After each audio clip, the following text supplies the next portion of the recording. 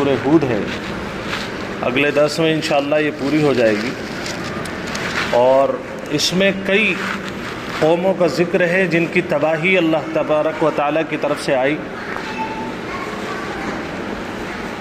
حضور پاک صلی اللہ علیہ وسلم نے ایک مرتبہ فرمایا تھا کہ مجھے سورہ ہود نے بوڑھا کر دیا، اور خاص طور پر ایک وہ آیت جو آگے آ رہی ہے فاستقم کما امرت، کہ جو ہم نے حکم دے دیا ہے اس کے مطابق ڈٹے رہو، جو اعمال بتا دیے وہ کرو، جن سے روک دیا وہ رک جاؤ، بس تمہیں پوری زندگی یہی کرنا ہے۔ اگر اس میں ذرہ برابر کمی آئی تو مطلب آپ کی پکڑ ہو جائے گی۔ یہ آیت اس صورت کے اندر موجود ہے۔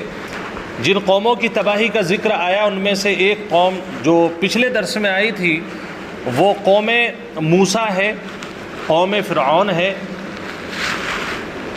حضرت موسیٰ علیہ السلام نے جب قوم کو سمجھایا تھا تو فرعون نے لوگوں کو بہکانا شروع کیا، اور بہرحال بہت سارے لوگوں کو پر دباؤ بنایا، پریشر بنایا کہ کسی صورت سے بھی موسیٰ کی کسی آیت، کسی نشانی کو آپ فالو مت کرو۔ تو اللہ تبارک و تعالیٰ نے ان کے اوپر بعد میں دریائے نیل کے ذریعے عذاب بھیجا۔ آپ کو معلوم ہے، پیچھے آ چکا ہے کہ فرعون کی قوم برباد کیسے ہوئی، تباہ کیسے ہوئی، کہ وہ لوگ دریا میں ڈبو دیے گئے۔ اللہ فرماتا ہے یہ ہم نے ضرور ہمارے حکم سے ہوا، لیکن کرتوت یہ انہی لوگوں کی تھی۔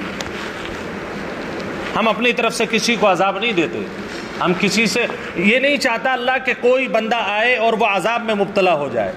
پیچھے فرمایا وَمَا ظَلَمْنَاهُمْ وَلَكِنْ ظَلَمُوا أَنفُسَهُمْ، اللہ بندے پر ظلم نہیں کرتا ہے بلکہ بندہ اپنے آپ پر خود ظلم کرتا ہے، اور اس کا ظلم یہ ہے کہ اللہ کی نافرمانی پر اڑا رہے۔ کبھی موقع بھی ملتا ہے زندگی میں گناہوں کے درمیان، کبھی احساس ہوتا ہے کہ میں غلط کر رہا ہوں، اس وقت بھی وہ یہ کہتا ہے کہ جب بات ناک کی آ جاتی ہے اور آنا کی آ جاتی ہے کہ بھئی اب تو جو بھی ہو وہ دیکھا جائے گا، بعد مرنے کے قبر میں جو ہوگا دیکھا جائے گا، لیکن ابھی فی الحال یہ ہے کہ پیچھے ہٹنے کا موقع نہیں ہے۔ اللہ فرماتا ہے یہی تو ظلم ہے۔ جب موقع مل گیا، موقع کا مطلب سمجھ آ گئی کہ بھئی میں غلط ہوں، میں غلط کر رہا ہوں، تو رک جاؤ وہاں پر۔ اب لوگوں کی پرواہ مت کرو بلکہ لوگوں کے رب کی پرواہ کرو۔ اب اللہ تعالیٰ فرماتا ہے وَكَذَلِكَ أَخْذُ رَبِّكَ إِذَا أَخَذَ الْقُرَىٰ وَهِيَ ظَالِمَةٌ، کہ اسی طریقے سے تمہارے رب کی پکڑ تھی کہ جس وقت بستی جو تھی، بستی کو اللہ نے پکڑا اور بستی والے ظالم تھے، وَهِيَ ظَالِمَةٌ، ظلم کرنے والے تھے۔ ان اخذہ علیم شدید، اللہ فرماتا ہے بلا شبہ اللہ کی جو پکڑ ہے وہ کوئی معمولی نہیں ہے، وہ دردناک بھی ہے، تکلیف بھی دیتی ہے، اور ایسی پکڑ ہے کہ اس کو کوئی توڑ ہے ہی نہیں۔ شدید کا مطلب یہ ہے، یعنی اگر اللہ راستے بند کر دے تو پھر کوئی دنیا میں طاقت نہیں ہے کہ آپ کے لیے کوئی راستہ کھول دے۔ یہ شدید کا مطلب ہے۔ بہت سارے لوگ گناہ کے وقت میں ہم اور آپ میں سے کہہ جاتے ہیں کہ بھئی اللہ ٹھیک ہے معاف کر دے گا، معاف کر دے گا، معاف کر دے گا، ٹھیک ہے وہ اس کی رحمان الرحیم اس کی صفت ہے، لیکن جو اللہ دوسری صفات بیان فرما رہا ہے کیا وہ غلط ہے؟ نعوذ باللہ من ذالک۔ اللہ فرماتا ہے ظالموں کو میں پسند نہیں کرتا ہوں، چاہے وہ مسلمانوں میں سے ہو، غیر مسلموں میں سے ہو، کہیں سے بھی ہو، کیونکہ مسلمان ہو یا غیر مسلم ہو ہے تو اسی کا بندہ۔ ظلم کو اللہ پسند نہیں کرتا ہے۔ آپ نے چھت بنائی، آپ نے چھت کا ڈھال ایسے کر دیا کہ آپ کی چھت کا پانی دوسرے کی چھت پر جائے، آپ نے ظلم کیا ہے۔ آپ نے اپنی گاڑی کو پارک کیا، آپ نے یہ دیکھا کہ پڑوس والا غریب ہے یا کمزور ہے، یہ مجھ سے کچھ نہیں کہے گا، آپ نے لی گاڑی اور اس کے دروازے پر جا کر لگا دی۔ اگر وہ کچھ کہتا ہے تو آپ کہتے ہیں بھئی کیا پریشانی ہے، ادھر کو نکل جاؤ، ادھر کو نکل جاؤ۔ ایسے لوگوں کو بھی دیکھا ہے۔ یہ ظلم ہے۔ ظلم وہی نہیں ہے کہ جو فرعون کر رہا ہے، ظلم یہ بھی ہے کہ تم نے کسی دوسرے کے دروازے پر جا کر کے گاڑی لگائی اور اسے نکلنے میں، آنے میں، جانے میں تکلیف ہو رہی ہے۔ اور ظلم یہ بھی ہے کہ آپ مسجد کے اندر تشریف لائے، آپ نے دیکھا بے شمار چپلیں ہیں، آپ نے یہ نہیں دیکھا کہ مجھ سے زیادہ قیمتی بھی چپلیں یہاں پر موجود ہیں، آپ نے ایک قدم اس کی چپل پر رکھا، دوسری قدم دوسرے کی چپل پر رکھا اور مسجد میں انٹر ہو گئے۔ جہاں اللہ کی عبادت کرنے، جہاں اپنے آپ کو کمتر دکھانے کی جگہ ہے، وہیں پر تم اپنے آپ کو کمتر دکھانا نہیں چاہ رہے۔ اللہ کہہ رہا ہے اللہ اکبر، آپ کہہ رہے ہو نہیں جی میں بڑا ہوں۔ کیوں؟ اس لیے کہ جہاں میں قدم رکھ دوں کسی کی مجال نہیں ہے کہ میرا قدم کوئی واپس لے لے۔ یہ غلطیاں عام طور سے ہم لوگ کرتے ہیں۔ اللہ کہتا ہے مجھے ظالم پسند نہیں ہے، اور میں ظالموں کو پکڑتا ہوں تو پھر مہلت نہیں دیتا۔ ان فی ذالک لآیۃ لمن خاف عذاب الآخرہ، اللہ فرماتا ہے بلا شبہ اس میں نشانی ہے ان لوگوں کے لیے جو آخرت کے عذاب کا خوف رکھتے ہیں، یعنی جنہیں یہ یقین ہے کہ مرنے کے بعد حساب ہوگا، ایک ایک رتی کا حساب ہوگا۔ ان کو چاہیے کہ اپنی قبر کو تنگ نہ کریں، حشر کے میدان میں اپنے سوال جواب کو سخت نہ کریں، بلکہ وہ یہ سمجھیں کہ آج اگر ظلم کر لیا، ہم نے نفس کو مطمئن کر دیا کہ تو بڑا ہے۔ ظلم کا مطلب کیا ہوتا ہے؟ یہی تو ہوتا ہے، نفس کے اندر خوشی ہوتی ہے کہ دیکھو میں نے کر لیا لیکن سامنے والا کچھ نہیں کر پایا۔ اللہ فرماتا ہے اگر آخرت کو پر یقین ہے تو ایسا نہ کرو۔ ذالک یوم مجموع لہ الناس، کیونکہ اس وقت جو رسوائی ہوگی اللہ کسی ایک فرشتے کو متعین نہیں کرے گا کہ ان صاحب کے کان میں کہہ دو کہ تم نے فلاں فلاں جگہ ظلم کیا تھا، آج تمہیں تھوڑی بہت ہم سزا دینا چاہ رہے ہیں، کیا آپ کو قبول ہے؟ اللہ کے ایسا کچھ نہیں۔ حشر کا میدان اس لیے ہے یوم مجموع، تاکہ سارے لوگوں کا مجمع ہوگا، پھر اللہ کہے گا بتا پڑوسی کو کتنا ستایا تھا۔ اللہ کے پیارے حبیب محمد رسول اللہ صلی اللہ علیہ وسلم نے ایک جگہ فرمایا، حدیث میں ہے کہ مجھے ایسا لگا کہ جبرائیل علیہ السلام ہر دوسرے دن تیسرے دن آتے ہیں اور فرماتے ہیں کہ دیکھو اللہ کا حکم ہے پڑوسی کا خیال رکھو، اللہ کا حکم ہے اس کے مرض میں اس کے کام میں آؤ، اللہ کا حکم ہے وہ کاروبار اگر فیل ہو گیا ہے تو اس کے ساتھ میں لگو، اللہ کا حکم ہے کہ اگر شادی اس کے یہاں ہو رہی ہے تو ساتھ میں لگ جاؤ، غم ہے خوشی ہے ترقی ہے تنزلی ہے، ہر حالت میں آقا فرماتے ہیں مجھے ایسا گمان ہونے لگا کہ اب کوئی وحی آنے والی ہے جس میں اللہ یہ فرمائے گا کہ تمہاری میراث اور تمہارے مال میں تمہارے پڑوسی کا بھی حق ہے۔ اتنی مرتبہ تاکید فرمائی اللہ نے جبرائیل کے ذریعے تاکہ پڑوسی کو کوئی تکلیف نہیں ہونی چاہیے۔ اور سب سے زیادہ طاقت ہماری، برا مت ماننا اس بات کا، سب سے زیادہ طاقت بندے کی معلوم ہے کہاں چلتی ہے؟ دو جگہ، یا تو بیوی پر چلے گی اگر کمزور ہوگی، اور یا پھر پڑوسی کمزور پر چلے گی۔ کیوں؟ معلوم ہے آپ کو دن و رات اس کے، یہ کچھ نہیں کر سکتا ہے، نہ پولیس کے پاس جا سکتا ہے، نہ کسی بڑے سیاسی کے پاس جا سکتا ہے، وہاں میرے تعلقات ہیں، وہاں تو میں اس کو گرا لوں گا نیچے۔ یہ جو ہے نا نفس، اللہ اس کو سمجھا رہا ہے اس دن جو تمہاری رسوائی ہوگی، یوم مجموع لہ الناس، اس دن سب لوگ جمع ہوں گے، سارے سیاسی اور سارے علماء اور سارے فضلاء اور سارے غرباء اور سارے امراء سب جمع ہوں گے۔ پھر اگر اللہ کہے گا کہ یہ بندہ ذلیل ہے، اسے فرشتوں پکڑو اور جہنم میں ڈال دو، اس وقت کی رسوائی کو ذرا ذہن میں رکھو، تمہیں ظلم کرنے کی جرت نہیں ہو سکتی۔ وذالک یوم مشہود، اور وہ شہادت کا اور گواہی دینے کا دن ہوگا۔ وما نؤخرہ الا لاجل معدود، اللہ یہ فرماتا ہے کہ اگر کسی ظالم کو تم دیکھو نا، بہت سارے ظالم ہیں، ظلم کرتے چلے جا رہے ہیں، موٹے ہوتے چلے جا رہے ہیں، کاروبار بھی ترقی پر ہے، ایکسپورٹ بھی ترقی پر ہے، وہ ہمارے ذہن میں یعنی ایمان کا ایک مرتبہ ہوتا ہے نا، اس مرتبے پر اگر آدمی تنزل کی طرف آ گیا تو وہ کیا سوچتا ہے کہ صاحب ویسے تو قرآن اور حدیث میں لکھا ہوا ہے کہ ظالم کو اللہ پسند نہیں کرتا، یہ کیسا ظالم ہے؟ وہ تو برابر ظلم بھی کر رہا ہے، کاروبار بھی بڑھ رہا ہے، اس کے بیٹے بھی کما رہے ہیں، اس کے اچھے داماد بھی مل گئے ہیں، انہیں بیٹیاں بھی اچھی مل گئی ہیں، انہیں پوتے اور پوتیاں بھی مل گئے ہیں، ساری چیزیں مل گئی ہیں۔ اللہ فرماتا ہے انہیں دیکھ کر کے غفلت میں مت پڑنا، اس لیے کہ یہ سب میرے دیے ہوئے ہیں، اور اگر کسی ظالم کو تاخیر میں کر رہا ہوں اس کے عذاب لانے میں تو اس سے تمہیں شک نہیں ہونا چاہیے اللہ کی قدرت پر۔ وما نؤخرہ الا لاجل معدود، اور ہم تاخیر نہیں کرتے ہیں مگر ایک مقررہ دن کے لیے، ہم نے اس ظالم کا ایک مقررہ دن رکھا ہے، جس دن وہ پھنسے گا پوری دنیا کی طاقت لگ جائے گی لیکن وہ عذاب کو ہمارے ٹال نہیں پائے گا۔ مقرر کیا ہے، بدن پر آئے گا عذاب، مال پر آئے گا، کاروبار پر آئے گا، اولاد پر آئے گا، کس پر آئے گا؟ اللہ کہتا ہے لِأَجَلٍ مَّعْدُودٍ، یہ ہمیں پتہ ہے، ہم نے مقرر کر رکھا ہے، بس تم ہمارے اوپر چھوڑ دو۔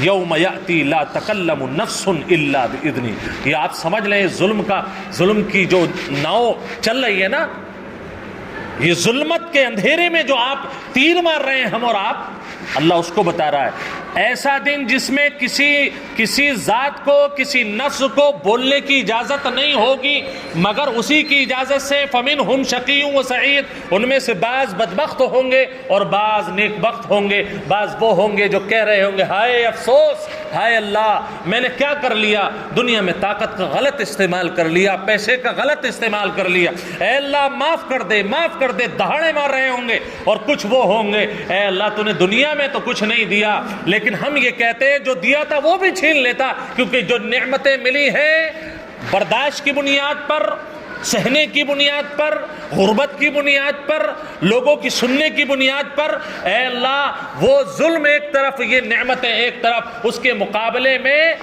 وہ ظلم تو کچھ بھی نہیں تھے، یعنی جو لوگوں نے ہمارے اوپر کیے، جو تو نے نعمتیں دے دی، ایک نعمت میں ساری تکلیفیں بھول جائے گا۔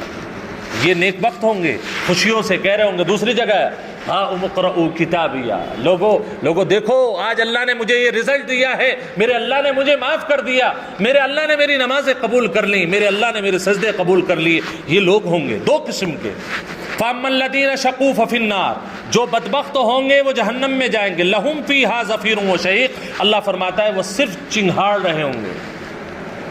ہاتھی دیکھا ہے نا، ہاتھی کو اگر آپ نے اس کی آواز سنی ہو جس وقت وہ تکلیف میں ہو تو آئیڈیا آپ کو ہوگا۔ زفیر کا جو ترجمہ ہے نا، چیخنا، یہ وہی ہے، چلانا، چیخنا، اس طریقے سے کہ انسان کے بدن کے اندر نعوذ باللہ من ذالک بہت سارے لوگ ہیں، اللہ معاف فرمائے، کہ جو بڑے مرض میں، کینسر میں مبتلا ہوتے ہیں، اللہ اپنی امن و امان میں رکھے۔ ایک میرا دوست تھا عالم، وہ ابھی بھی ہیں، اللہ ان کی عمر دراز فرمائے۔ میں دارالعلوم میں پڑھتا تھا اور وہ بھی بیچارے دارالعلوم میں پڑھتے تھے، اور ساتھ میں ہر ہفتے 15 دن میں گھر جانا ہوتا تھا۔ بعض مرتبہ یہ ہوتا کہ آج جانا ہے پھر کل کو جانا ہے۔ بڑا بھائی اس مرض میں بیچارہ مبتلا ہو گیا، وہ یہ کہتا ہے کہ ہم دعا کر رہے ہیں، آپ دعا کرو کہ میرے بھائی کو اللہ اٹھا لے۔ بولے جب وہ چیختا ہے اس تکلیف میں پورا محلہ جاگ جاتا ہے، لیکن اس کی تکلیف دور نہیں ہوتی۔ اور جہنم کے عذاب کو، جہنم کی آگ کو آپ کیا تصور کر رہے ہیں؟ کوئی معمولی سی چیز ہے کہ آپ نے گلدستے میں رکھا اور دے دیا، ایک انگارہ برداشت نہیں ہوتا، ذرا سے آدھا کلو اگر کوئلے جلا کر کے ہاتھ پہ رکھ دیے جائے تو پوری دنیا کو سر پر اٹھا لے گا۔ اللہ فرماتا ہے اس آگ پر کبھی بھی اس کو تصور مت کرنا، اس کی اسپیشلٹی یہ ہوگی کہ وہ علیمن بھی ہوگی اور شدیدن بھی ہوگی، وہ دردناک بھی ہوگی اور ٹوٹے سے کسی سے نہیں ٹوٹے گی۔ اللہ میری اور آپ کی سب کی حفاظت فرمائے۔ دہاڑ رہے ہوں گے، خالدین فیہا ما دامت السماوات والارض، اللہ فرماتا ہے اور یہ جتنے نافرمان ہوں گے ہمیشہ اس کے اندر رہیں گے، ہمیشہ رہیں گے، الا ما شاء ربک، مگر جو اللہ تمہارا رب چاہے۔ مطلب اگر اللہ کو کسی پر پیار آ گیا، پیار کیسے آئے گا؟ کسی نے اپنے بیٹے کو عالم بنا دیا، کسی نے کوئی مدرسہ بنوا دیا، کسی نے کوئی مسجد میں کام کرا دیا، کسی نے کسی غریب کے ساتھ میں اچھا سلوک کیا، اس کے بچوں کی پرورش کر لی، یتیم اور مسکینوں کا حال دیکھ لیا، پڑوسیوں کا حال دیکھ لیا، جو جس کو صدقہ جاریہ کہا جاتا ہے۔ اللہ تعالیٰ ایسے موقع پر شعبان میں، رمضان میں، جن کے لیے جہنم واجب ہو گئی تھی، ان لوگوں کے اعمال کی بنیاد پر اللہ الا ما شاء ربک، اللہ جنہیں چاہے گا جہنم سے بھی نکال لے گا۔ اگر پیچھے کچھ چھوڑ کر کے گیا ہے اور کسی ایک طالب علم کی، کسی ایک بچے کی، بیٹے کی دعا قبول ہو گئی، یہ ہے الا ما شاء ربک، جہنم میں ڈالے گا اللہ گناہ کی بنیاد پر، لیکن کچھ اچھے کرتوتوں کی بنیاد پر اگر اللہ چاہے تو نکال بھی لے گا۔ یہ اللہ کی رحمت ہے۔ ان ربک فعال لما یرید، بلا شبہ تمہارا رب جو چاہتا ہے وہ کر کے رہتا ہے۔ فعال کا مطلب ہے وہ جو چاہتا ہے کر کے رہتا ہے، اسے کوئی نہیں روک سکتا ہے۔ وہ جہنم والے کو نکال کر کے جنت میں ڈال دے، جنت والے کو نکال کر کے جہنم میں ڈال دے، کوئی پوچھنے والا نہیں۔ غریب کو اٹھا کر مالدار بنا دے، مالدار کے کاروبار کو تباہ کر دے، کسی کو بیوی دے کر کے عذاب میں مبتلا کر دے، کسی کو اولاد دے کر عذاب میں مبتلا کر دے۔ لوگ سمجھتے ہیں کہ اولادیں بہت اچھی ہوتی ہیں، ملتی ہیں تو سکھ دیتی ہیں۔ بعض ماں باپ سے جا کر کے پوچھو، وہ کہتے ہیں اولاد ہی کیوں آئی؟ اللہ وہ ہے جو چاہتا ہے وہ کرتا ہے، جس سے چاہتا ہے ادنا سے مچھر سے نمرود کو مروا دے۔ کیا کرو گے آپ؟ آخری آیت، وَأَمَّا الَّذِينَ سُعِدُوا فَفِي الْجَنَّةِ خَالِدِينَ فِيهَا مَا دَامَتِ السَّمَاوَاتُ وَالْأَرْضُ۔ ایک جملہ ہے یہاں پر، ما دامت السماوات والارض، اس کا مطلب جب تک آسمان اور زمین رہے، اس کے دو تفسیریں کی. ایک تفسیر تو یہ ہے کہ جنت کے آسمان و زمین جب تک رہیں گے تب تک یہ جنتی جنت میں اور جہنمی جہنم میں رہیں گے. اور ایک یہ ہے کہ یہ ایک دوام کو بتانے کے لیے ہے کہ جیسے آسمان اور زمین آپ نے نہیں دیکھا کب بنے اور کب ٹوٹیں گے، ہمیشہ ہے آپ کے لیے، تو ایسے ہی ہمیشگی کو بتانے کے لیے تعبیر ہے. تو اللہ فرماتا ہے وہ لوگ جو نیک بخت ہوں گے، جنہوں نے راتوں کو اٹھ کر کے رب کو منایا ہوگا، رمضان کے روزے رکھے ہوں گے، تراویح پڑھ کر کے تھکے ہوئے پہروں سے یہ کہا ہوگا اے اللہ تھک گئے لیکن پھر بھی گھر نہیں جاؤں گا، جب تک تیرا حکم پورا نہ ہو جائے تب تک میں قرآن کو چھوڑ کر کے نہیں جاؤں گا. اے اللہ جان جائے گی جانے دو لیکن میں روزہ نہیں چھوڑوں گا. جان جائے گی روزے کے منہ سے، اس سے بڑا خوش قسمت کون ہے؟ وَأَمَّا الَّذِينَ سُعِدُوا، نیک بخت یہ لوگ، فَفِي الْجَنَّةِ خَالِدِينَ فِيهَا، یہ جنت میں ہمیشہ ہمیشہ رہیں گے جب تک کہ آسمان اور زمین ہے، إِلَّا مَا شَاءَ رَبُّكَ، مگر جس کو اللہ تمہارا رب چاہے. مطلب یہ ہے کہ اگر ایسا نہیں ہے کہ آپ اپنے اعمال کی بنیاد پہ جنت میں چلے جائیں، جس کو تمہارا رب چاہے. ایسا بھی ممکن ہے کہ آپ کے کہنے کے مطابق آپ نے اپنے اگر اعمال پر بھروسہ کر لیا اور آپ جنت میں ڈال دیے گئے، اس کے بعد آپ کے تکبر کی بنیاد پر اللہ وہ ہے جو نکال کر کے جہنم میں بھی ڈال سکتا ہے، کوئی نہیں روکے گا اس کو. یہ ہے اس کا مطلب اپنے اعمال پر بھروسہ نہیں کرنا ہے بلکہ اللہ کی رحمت پر بھروسہ کرنا ہے. عطاء غیر مجزوز، کہ یہ جو جنت میں داخلہ ہے نا، یہ اللہ کی بخشش ہے بے انتہا. اللہ کی بخشش پر ہی جنت ملے گی، اللہ کی رضا پر ہی جنت ملے گی، اعمال کی بنیاد پر جنت نہیں ملے گی. اعمال اللہ کی رضا کا ذریعہ ہے. دیکھیے اللہ راضی کب ہوگا؟ جب اس کے مطابق عمل کریں گے. تو مطلب یہ ہے اعمال سے جنت میں تو نہیں جائیں گے لیکن اپنے عمل سے، اپنے کردار سے ہم اپنے رب کو تو راضی کر لیں گے، اور رب راضی ہو گیا تو کیا ملے گی؟ جنت ملے گی. اس لیے کہا جا رہا ہے کہ دیکھو اعمال کرو تو اللہ کو راضی کرنے کے لیے.